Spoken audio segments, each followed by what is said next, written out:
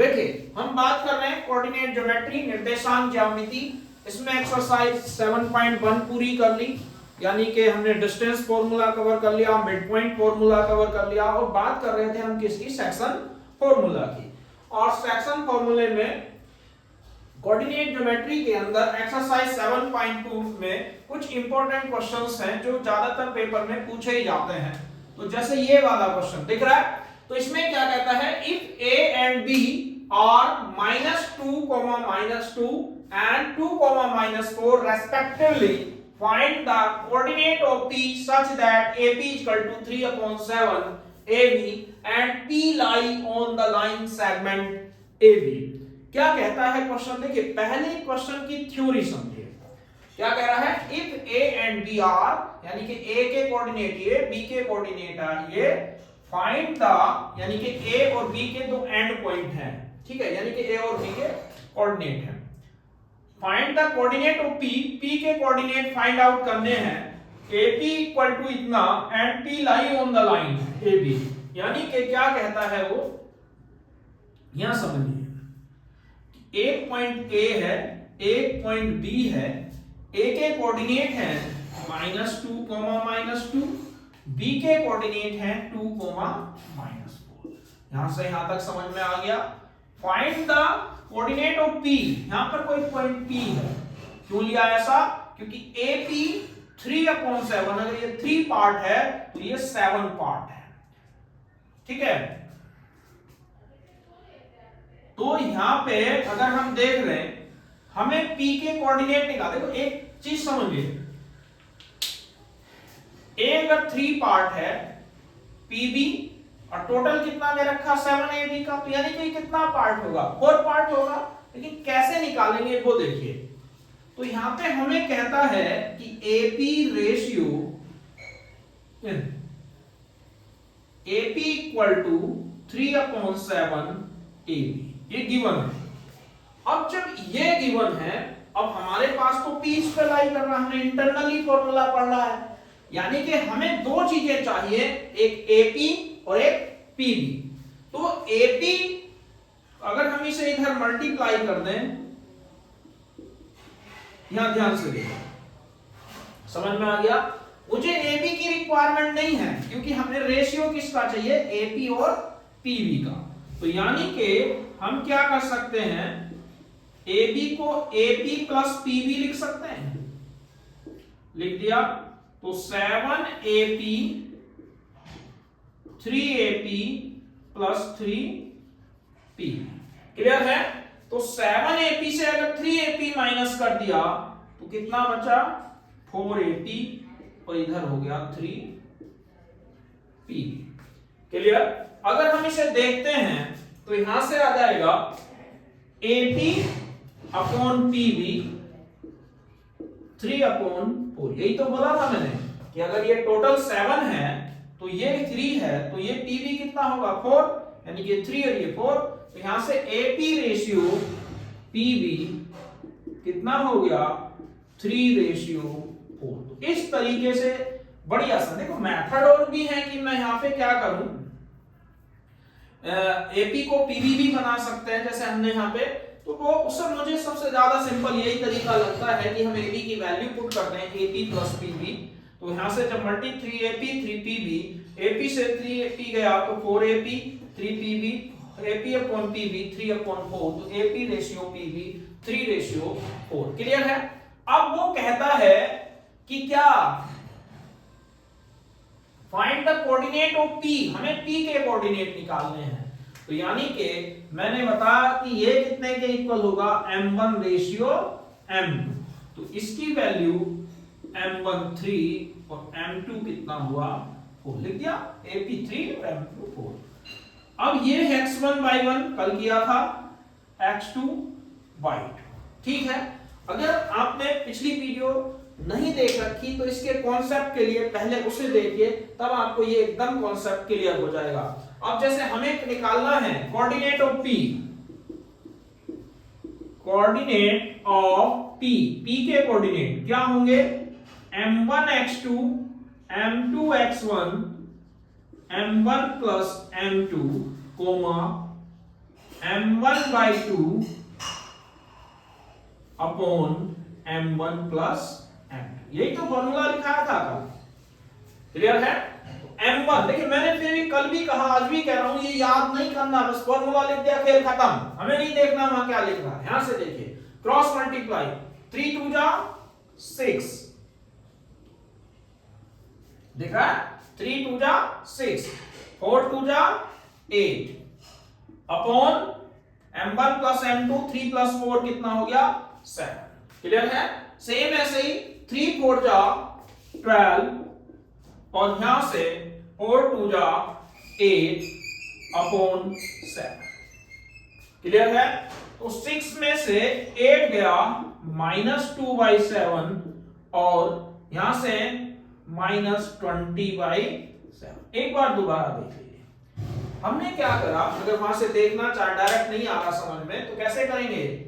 m1 3 × 2, 3 2 जा 6, फिर 4 × -2, 4 2 जा 8, 6 में से 8 गया -2, सेम बाई के लिए 3 4 जा 12 माइनस का, फिर 4 2 जा 8, 12 और 8 -27। तो कभी अगर इस टाइप का क्वेश्चन आ जाए, रेशियो निकालना हो, यहाँ पे रेशियो इस टाइप में दिया हो, तो एक लाइन की प्लॉट कर करके हम बड़ी आसानी से पहले रेशियो फाइंड आउट करेंगे और फिर क्वेश्चन कर सकते हैं। अगला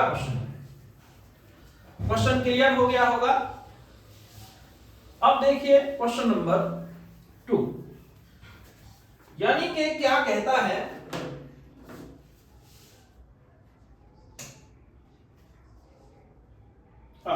नाइन्थ क्वेश्चन बड़ा सिंपल है, लेकिन बहुत ही सिंपल है। आज से कहता है find the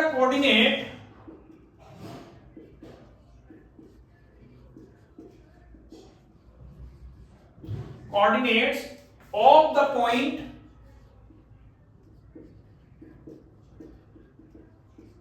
points which divide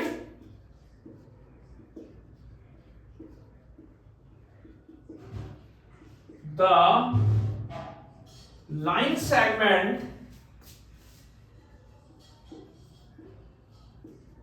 joining the point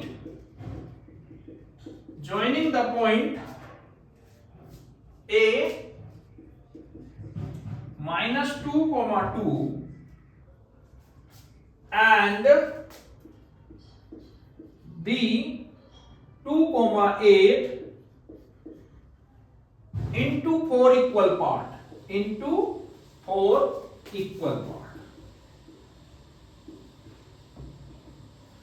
देखिए दोबारा समझिए क्वेश्चन। क्या कहता है कि उसने कहा कि पॉइंटों के कोऑर्डिनेट फाइंड आउट करो जो ए बी को 4 इक्वल पार्ट में, यानी कि 4 इक्वल पार्ट में डिवाइड करते हैं। देखिए जब हम इसके सॉल्यूशन की बात कर रहे हैं,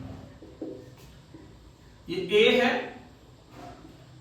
ये बी है, ए के कोऑर्डिनेट -2 2, बी के कोऑर्डिनेट 2, 8। अब उसने कहा इसके 4 इक्वल पार्ट करो, तो यानी कि 1 2 3 4, दिख रहे हैं ये, तो 4 इक्वल पार्ट का मतलब 1 2 3 4, तो यहां पे कितना आ जाएगा, P Q R, हो गए 4 इक्वल पार्ट। अब थोड़ा ध्यान से देखिए, बड़ा ही आसान क्वेश्चन है, मैंने फिर कहा कि कॉन्सेप्ट को समझिए। तो कॉन्सेप्ट क्या कहता है, दो तरीके हैं कि या तो P निकालना, ये 1, ये भी 1, ये भी 1, ये भी 1, कि हम P निकाल लें तो 1:3, Q निकाल लें 2:2, R निकाल लें 3:1। तो एक तरीका तो ये हो गया कि हम सेक्शन फॉर्मूला यूज करें, देख रहा होगा, AP/PB, ये 1 पार्ट, ये 3 पार्ट, तो 1:3, 2 2 यानी कि 2:2, यानी कि 1:1। एक ये निकाल लें 3 और 1। लेकिन उससे भी आसान मेथड है मिड पॉइंट। इनमें देखो यहां का मिड पॉइंट कौन है, Q, फिर AQ का मिड पॉइंट कौन है, P, QB का मिड पॉइंट कौन है, R। तो यानी कि सबसे पहले हम कौन सा पॉइंट निकालेंगे, Q। तो देखो कैसे करेंगे, कोऑर्डिनेट ऑफ क्यू, क्यू के कोऑर्डिनेट क्या हुए, मिड पॉइंट ऑफ किसका, ए बी का मिड पॉइंट कौन सा आएगा, Q, x1 plus x2 upon 2, y1 plus y2 upon 2, value रखिए -2 plus 2 upon 2, comma 2 plus 8 upon 2। अगर यहां देख रहे हैं तो 0 अपॉन 2 और ये 10 अपॉन 2, तो 0 और 10 अपॉन 2 कितना हो गया, 5। तो इसके कोऑर्डिनेट क्या आ गए, 0,5। समझ में आ गया कि हमने इन दोनों के बीच मिड पॉइंट फॉर्मूला निकला, कोऑर्डिनेट किसके निकल के आ गए, क्यू के। अब अगला देखिए, अगर मुझे कोऑर्डिनेट ऑफ पी निकालने हो, पी के कोऑर्डिनेट क्या होंगे, mid point of A Q, दिख रहा होगा ये इसका मिड पॉइंट है, तो equal to mid point of कितना, ए क्यू, और ए क्यू का mid point x1 plus x2 upon 2, y1 plus y2 upon 2, दिख रहा।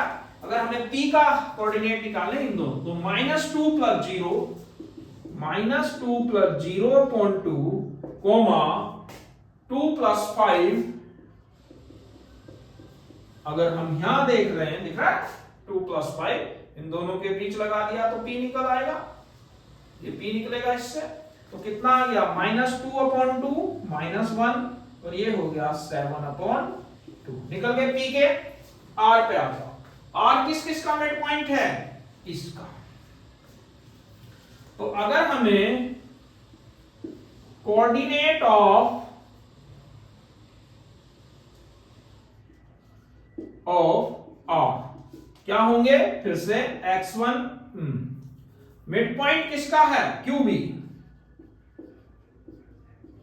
मिड पॉइंट ऑफ क्यू और बी, तो मिड पॉइंट यानी कि 0 प्लस 2 अपॉन 2, यानी कि x1 plus x2 upon 2, y1 plus y2 upon 2, यानी कि 5 प्लस 8 अपॉन 2, यानी कि ये आ गया 2 अपॉन 2 1, और 5 और 8 13 अपॉन 2। समझ में आ गया। देखो अगर हम चेक करना चाहें, एक लाइन में चेक कर सकते हैं, पहले इन दोनों का mid point, -2 plus 2 0, 0 upon 2 0, 2 plus 8 10 upon 2, यानी कि 5, पहला एकदम करेक्ट। p निकालने तो 0 -2 -2 अपॉन 2 -1, 2 प्लस 5 7 अपॉन 2, ये भी आ गया, 0 प्लस 2 2 अपॉन 2 1, 8 प्लस 5 13 अपॉन 2। तो इस तरीके से हम सेकंडों में आंसर चेक कर सकते हैं, तो क्लियर हो गया होगा कि किस तरीके से हम इसकी वैल्यू निकालते हैं। एक अगला क्वेश्चन है,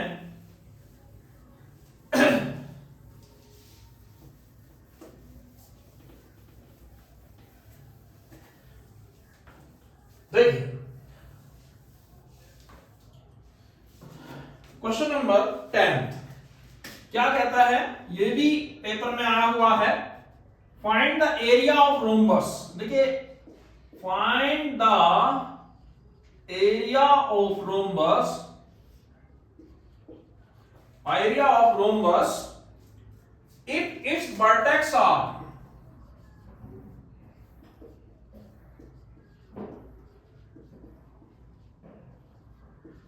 और कितने हैं, 3, 0, 4, 5, -1, 4 एंड -2, -1, ठीक है, रेस्पेक्टिवली या taken in the order, taken in order. तो वो यहां कहता है, इसका क्या मतलब है, टेकन इन ऑर्डर या रेस्पेक्टिवली। ठीक है, दोबारा समझिए, find the area of rhombus, यानी कि रोम्बस का एरिया यानी कि क्षेत्रफल हमें कैलकुलेट करना है। इफ इट्स वर्टेक्स आर, अगर इसके वर्टेक्स ये दे रखे हों, तो इसका सॉल्यूशन क्या है, यहां से समझेंगे क्या कह रहा है, कि एक रोम्बस बना लेते हैं, बन गया A B C डी। उसने कहा कि आर टेकन इन ऑर्डर या रेस्पेक्टिवली, इसका मतलब है कि सीरियल वाइज चलना है। ए के बाद डी नहीं आ सकता, ए से डी नहीं आ रहा, नहीं आ सकता। पहले ए आएगा, उसके बाद बी आएगा, उसके बाद सी आएगा और उसके बाद डी आएगा। ठीक है, ए बी सी डी। अब हमसे कहता है कि एरिया निकालो। तो हमने पढ़ा है एरिया ऑफ रोम्बस, क्या पढ़ा है? हाफ d1 इंटू d2, यही तो पढ़ा है। तो हाफ डायगोनल पहला क्या हुआ? AC, दूसरा डायगोनल क्या हुआ? BD। यानी कि दो चीजें निकालनी है, एक AC और एक BD। कहानी समझ में आ गई होगी इस फॉर्मूले को देखते ही कि हमें पहले AC निकालना है और फिर BD। जब A और C लिखा गया तो यानी कि A और C में डिस्टेंस फॉर्मूला। तो AC x2 माइनस x1 का स्क्वायर बाई 2 माइनस बाई 1 का होल स्क्वायर। यहां देखेंगे x2 हुआ, मान लो इसे हम लिख रहे हैं x1 x2, तो 3 माइनस माइनस प्लस 0 माइनस 4,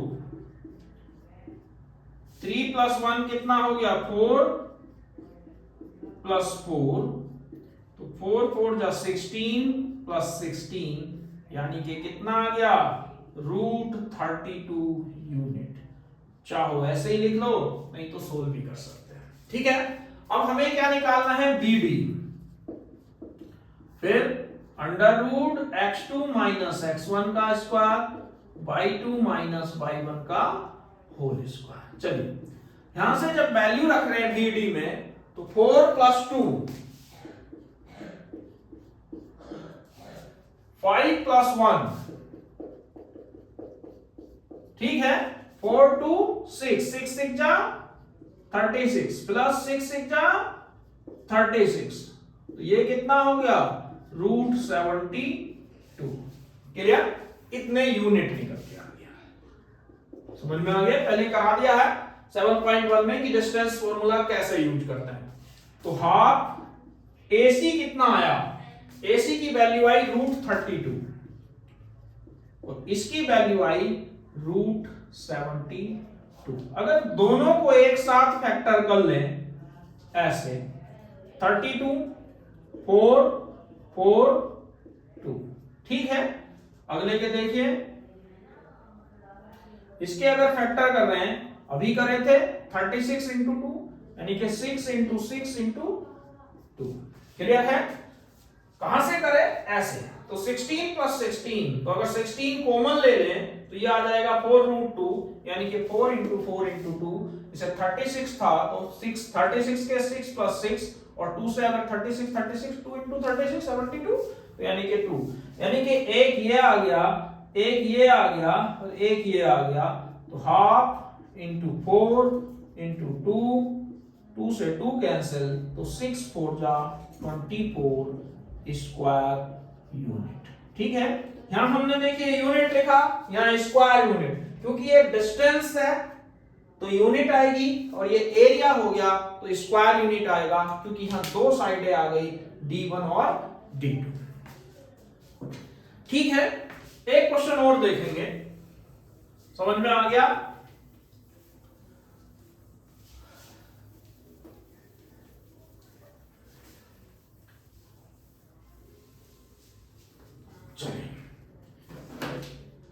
एक क्वेश्चन है, ये बहुत ही इंपॉर्टेंट क्वेश्चन है जो आप कर रहे हैं। ये क्वेश्चन है और इंपॉर्टेंट क्वेश्चन है, कई बार आया हुआ है। Determine the ratio in which the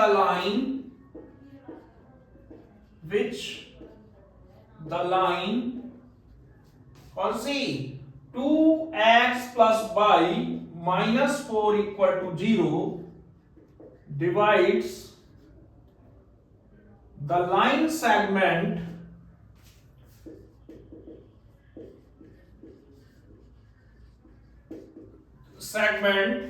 joining the points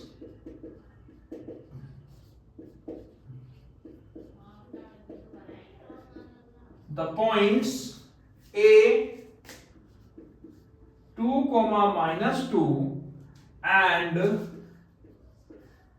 B 3, 7। देखिए ये क्वेश्चन बोर्ड में कई बार पूछा गया है, भले ही चाहे एनसीईआरटी में हो या ना हो, लेकिन पेपर में आया है। तो कैसे सोल्व करेंगे, यहां देखिए। मान लो हमारे पास उसने कहा कि ए और बी एक लाइन है, ए बी, ए के कोऑर्डिनेट 2, -2, बी के कोऑर्डिनेट 3, 7। उसने कहा कि एक पॉइंट है जहां से ये लाइन पास होती है, कौन सी, क्या कहती है। यहां हमारे पास पॉइंट P आ गया, तो लेट कर लिया AP रेशियो PB कितना, K रेशियो 1। ठीक है, अब हम क्या करेंगे, हमें रेशियो निकालना है, हमें नहीं पता रेशियो क्या है, तो हमने मान लिया। ठीक है, ये तो कहा उसने, determine the ratio in which the line divide the line segment joining the point. इनको काट रही है P पे, तो हमें पता करना है AP और PB कितना है। कैसे निकालेंगे, दोनों का रेशियो लेट कर लिया, K रेशियो 1 है, तो यहां से M1 की वैल्यू कितनी आई, K, और M2 की वैल्यू कितनी आई, 1। तो अगर हम कोऑर्डिनेट ऑफ P निकाल रहे हैं, M1 x2 अपॉन, देखिए बड़ा आसान है, कुछ नया नहीं है।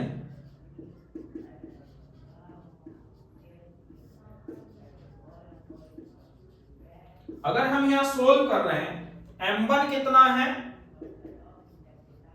3K, और इसकी इससे मल्टीप्लाई कर दी +2 अपॉन K प्लस, मैंने कहा याद नहीं करना, क्रॉस मल्टीप्लाई, यानी कि x1 y1 x2 y2। समझ में आ गया। ऐसे ही दूसरे को करेंगे तो 7K और -2 अपॉन K प्लस। क्लियर। तो अब क्या कहता है, P लाई ऑन किस पे, 2x प्लस y -4 = 0। इस पे ये लाई कर रहा है। अब लाई करने का क्या मतलब है, देखिए ध्यान से, यानी कि x और y ये दोनों इससे क्या करेंगे, सेटिस्फाइड करेंगे, यानी कि x की जगह ये रख दो और y की जगह ये रख दो, तो यहां जाएगा 2 3K + 2 प्लस y हो गया 7K - 2 अपॉन K + 1, और यहां से -4 = 0। अब इन दोनों का अगर हम एलसीएम ले लें, तो यहां एलसीएम आ गया K + 1, तो 2 3 जा 6K, 2 2 जा 4 प्लस 7K -2 और 4 चला गया उधर। क्लियर। K + 1 इधर डिवाइड कर रहा है, तो इधर आके क्या करेगा, मल्टीप्लाई। यानी कि देखिए समझ में आ गया होगा, यहां तक तो हमने कर ही रखा, बस यहां क्या करना है, xy की वैल्यू यहां रखनी है। तो जब इसे K + 1 को उधर भेज दिया, 6 और 13K, 4 पे से 2 गया +2, यहां से 4 और K + 1। देखिए 13K + 2 4K + 4, K वाले इधर ले आते हैं, तो 13K से 4K गया, 9K = 2, K की वैल्यू 2/9, तो रेशियो जो आया कितना आ गया, 2:9। क्लियर है। तो कॉन्सेप्ट समझ में आ गया होगा। तो इस क्वेश्चन के प्रैक्टिस कीजिए, बहुत ही आसान है, इस टाइप के क्वेश्चन और मिल जाएंगे। बाकी एक बार फिर मैं बोर्ड में जो जो क्वेश्चन आए हैं उन्हें लेकर के फिर आएंगे। आज के लिए बस इतना ही।